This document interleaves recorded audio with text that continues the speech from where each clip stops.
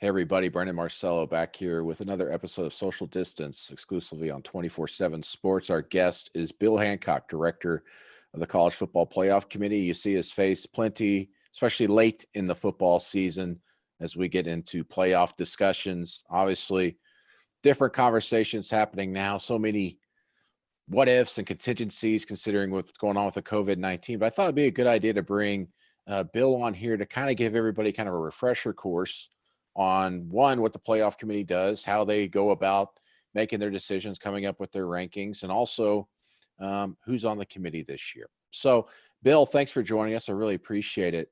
Going into this, obviously every year, the committee and even the board of governors and everybody's adjusting to things. You fine tune everything.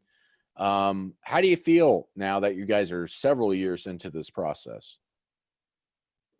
We feel really good about the committee process. First of all, thank you for having me on, Brandon. It's good to see you. But we feel good about where we are. Heading into year 7, I think the playoff is every bit as successful as we had hoped it would be. I'll just ask you the second question. When we go into 8 teams? I mean, I'm sorry, the connection faded away a little bit there.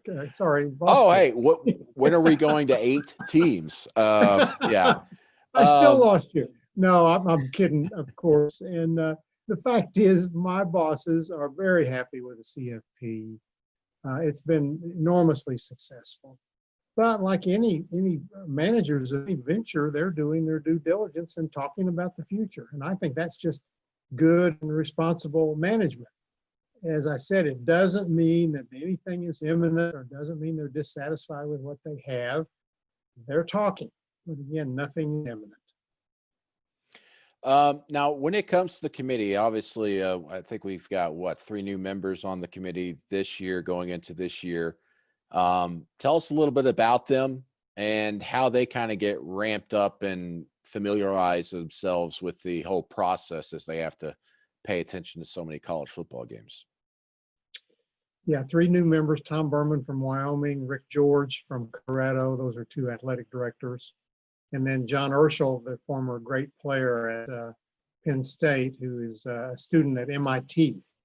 How about that? I can't even spell MIT. He should be good with the numbers when you guys are crunching them this year. That's right. We have a math genius from MIT on the committee and a really good guy besides. We had a meeting scheduled in April. And like most meetings in April, we had to forego that. But we've been talking to the new members and getting them up to speed on the processes of the protocol, and we'll be meeting with them by Zoom next month, just as another refresh.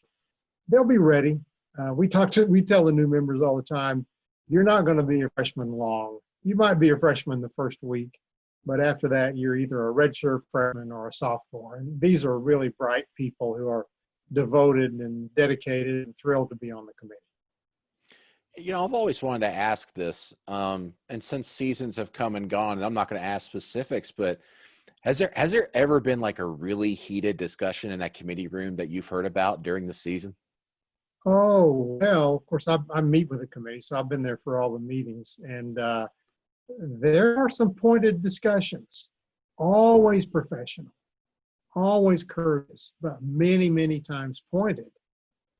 That's what we want. We want people who have opinions and who are unafraid to express their opinions. So I like it when, I don't want to say argue, because they don't argue, but they fuss and they certainly give their opinions. And the interesting thing is, 2 people who may be fussing on one issue, on one set of teams, on the very next set of teams, they may be right together. That's how it works, and that's the way it was set up, and it's a really good way to operate. So no one's ever stood on the table or thrown papers? No throwing papers, no pounding the table, none of that, but really, really firm conversations. When you look at obviously this future with college football, we're still trying to figure it all out as of this date, and I'm not sure we'll know anything even a month from now all that much different. And I know you've been quoted of saying, hey, we're going to find out in all aspects, not just with conference commissioners and individual schools, but even with the college football playoff committee and the playoff. Hey, we might have to adjust on the fly. We might find out ourselves how quickly we can move, when in the past, maybe we didn't think we could move as quickly when making those adjustments. Has this been a situation where it's just kind of like, hey guys, this is obviously unprecedented times, and we've got to be ready to do what we can to make sure we have a playoff this year?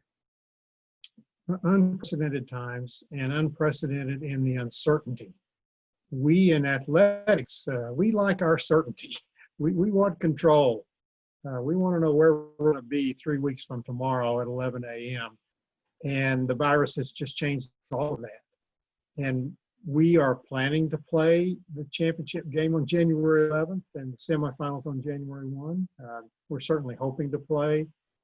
And whatever comes down, we'll react to it, and we'll be ready. I know that there's still a lot to discuss, and to actually have meetings and discussing, contingencies and everything, because conference commissioners, that's what they're doing, especially in the Autonomy 5. And I'm sure you've heard certain things, and obviously they're contingencies because they're contingencies. They're just in case.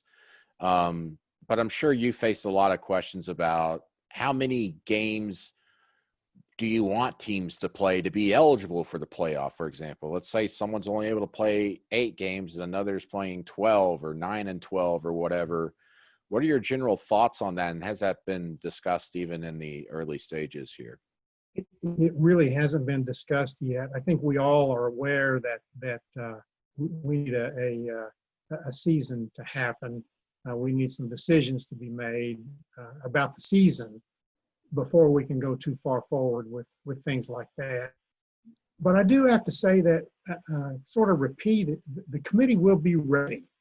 And whatever comes down, however long the season is, whatever differences there may be from region to region, the committee will be ready for them, and we'll deal with them.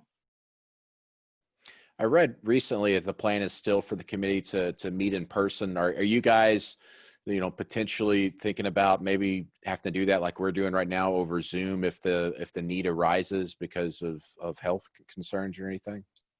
We're planning to meet in person like always. We'd like to do some social distancing if we can. Certainly masks and every kind of safety and health procedure we can put in place. But we're certainly planning to meet in person. And with the potential of, conferences having to delay conference championship games or games being made up and everything, and obviously, dates are dates, they can move around, but when you're dealing with big time facilities and communities and cities, it's difficult to move things on a whim. And with the January 1st semifinals set, at the Rose Bowl and at the Sugar Bowl, how much time do you guys think you would need to properly prepare and allow teams to prepare to start a January 1 game, or potentially have to move that date? Well, we generally had about 4 weeks in between selection day and semifinals. And, you have to remember that the other bowls are also a part of this picture, not just our 6, but all the bowl games. And that's one of those things where we have to just get accustomed to the uncertainty, and whatever comes down, be ready and adjust to it. Could it be less than 4 weeks for preparation time for the teams? Yeah, it could be, and they could be just fine. But there will be a new normal this year. There will be a different bar set for how we do things. But we'll be ready.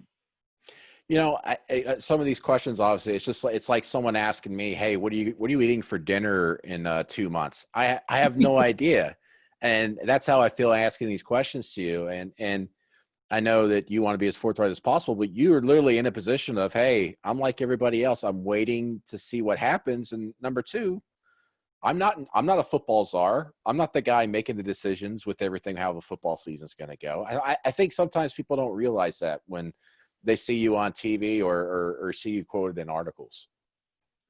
Well, that's right, and we will just react to whatever the commissioners and their medical people and The NCAA people, whatever they decide about the season, we'll react to it, and CFP will be part of it.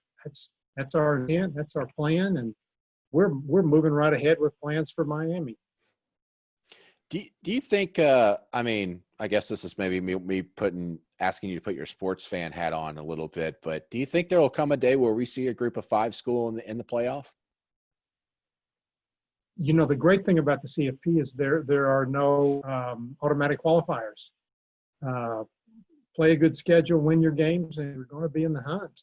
And we've already seen that happen. So yeah, there's certainly a chance that a group of 5 team can be in the playoff.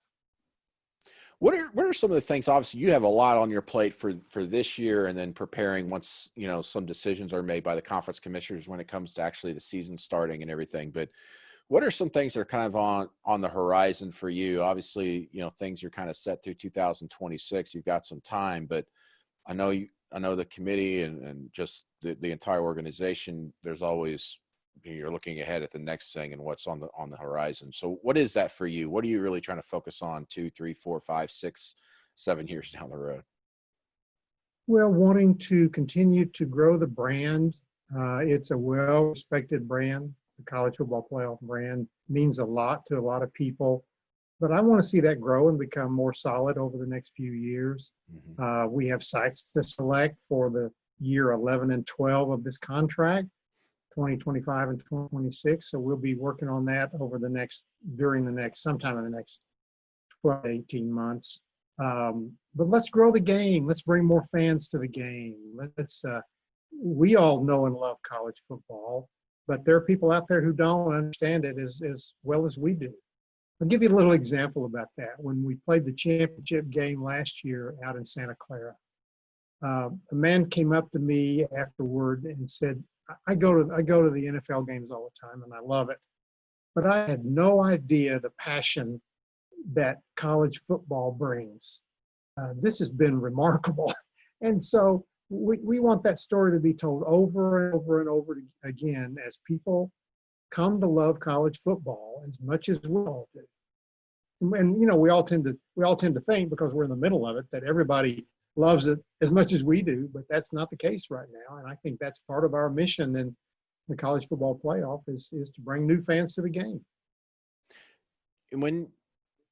And just from judging from your comments there, I mean, that almost makes it sound like, hey, we want to look at sites that aren't necessarily, havens for college football. And you mentioned Santa Clara. Could we see a game in New York, or New Jersey or whatever, or something like that? When we started the playoff, we were determined to take take top level championship football to different parts of the country where it hadn't been before. And next year, after Miami, we'll be going to Indianapolis, which is a perfect example of that. And in the last year of this, in the year 10 of the contract, we'll be going to Houston that hasn't had a championship game. So that was our goal, and we stuck with it. The first 10 championship games, each will be in a different city. I'm proud of that, proud that our board had the foresight to make that happen. We won't be able to continue that by year, 27. We'll be having repeat sites. It'll happen before then, of course. But I like the direction we've moved in that area. How often, and obviously in these unprecedented times, how much you've been able to speak to your friends in the conference offices as they're obviously just trying to make plan A, plan B, plan C and everything, so that they're at least somewhat prepared as they try to, I guess, dance with this virus and everything that's on the table? We all talk fairly often. We all know that no one knows anything, and so none of us really ask the pointed questions about what do you think or what's going to happen, because we all know that the answer that you might get might be something different next week and in 2 weeks. But we all stay in very close communications. The other thing that's happening, Brandon, happening to me and probably happening to you and many people too, is I hear from people around the country that I may not have heard from. You just call and say, Bill, I'm just checking on you. How are you doing? How are things? Kind of a reminder about how important friendships are and relationships are. And that's a unique kind of a silver lining of what we have to deal with. Are you going to miss being able to go to all the media days and chat with reporters and see coaches and everything, with everything I being virtual? will. I will. I do enjoy media days. They're like a family reunion or a class reunion, and I'm going to miss seeing people. That's for sure.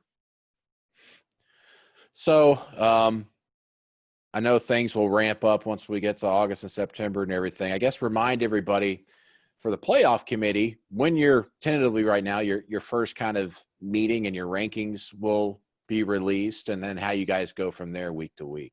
Yeah, first one is November 3rd.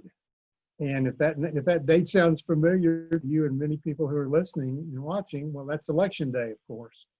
And that's our scheduled first ranking.